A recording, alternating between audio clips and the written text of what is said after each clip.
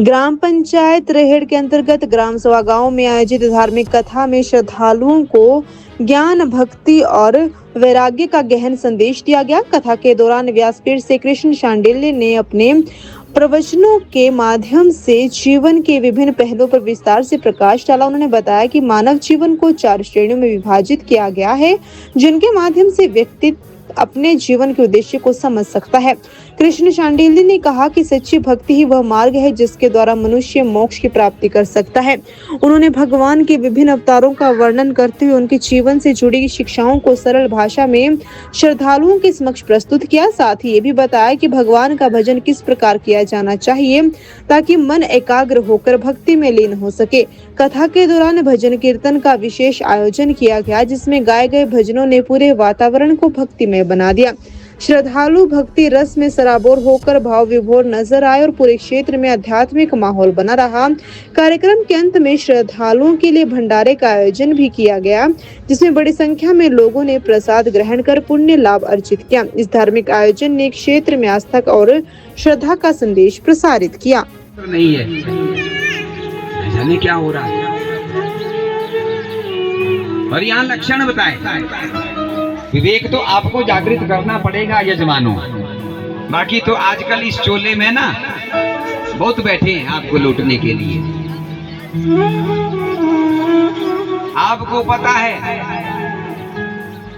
जिससे आपने गुरु बनाना है, जिससे धर्म कर्म का कार्य करवाना है, आपको पता होना चाहिए उसका चरित्र क्या है, उसका चाल चलन क्या है। वो ब्राह्मण है तो ब्राह्मण के कर्म करता भी है, नहीं करता है। उसकी दिनचर्या क्या है, वो संध्या पाठ करता है कि नहीं करता है, उसने शिक्षा ग्रहण की है या नहीं की है, ये तो आपको पता होना चाहिए। और यदि कोई ब्राह्मण ऐसा है जो मदिरा पान करता है, मांस भक्षण करता है, उल्टा काम करता है और विद्वान भी है, आप उसको अपने घर में बुलाते हैं तो उसकी गलती नहीं, आपकी गलती है। क्योंकि वो जब पात्र नहीं है, आपको पता है ये मदिरा पान करता है ब्राह्मण, इसलिए वो शास्त्र का अधिकारी नहीं है, वो फिर दान का अधिकारी नहीं है।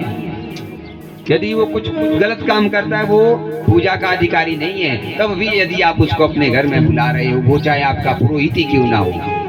यहाँ हमारे ये भी परंपरा है, पुरोहित है यहाँ पर हमारे अगर पुरोहित जी को नहीं बुलाएंगे तो रूठ जाएंगे। अरे भैया, पुरोहित लायक बन तो पहले। पुरोहित का अर्थ है पुरोहित जो दूसरों का हित करे। दूसरों का हित तो तब होगा ना जब वो ब्राह्मण के। तो मैं क्षमा मांगता हूँ। बड़े शर्मिंदा हुए सनत कुमार। ये भगवान हमें भी क्षमा करे, हमने क्रोध में आकर श्राप दे दिया, हमें वैसे करना नहीं चाहिए था। इतनी जल्दी क्रोध भी नहीं करना चाहिए।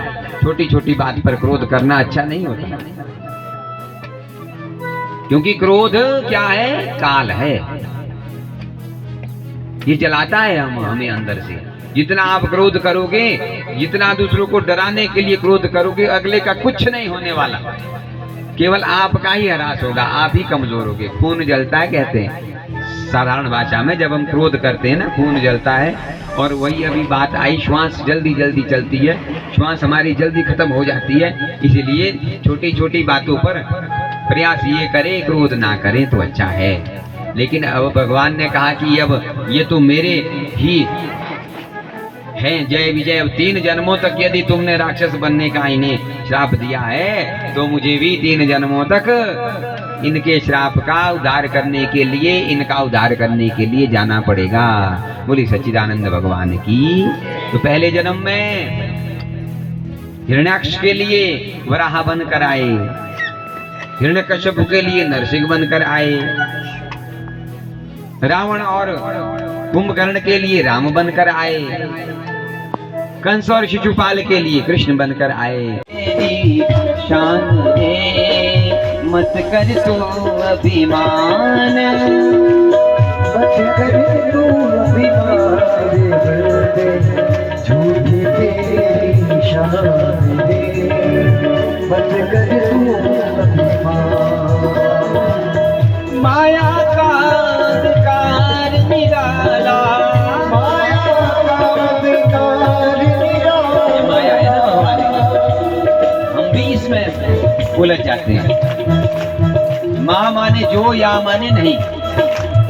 जो नहीं है वो हमें दिखता है, जो है वो दिखता नहीं है। माया का अंधकार निराला, माया का अंधकार निराला, बाहर उजला भीतर काला, बाहर उजला भीतर काला।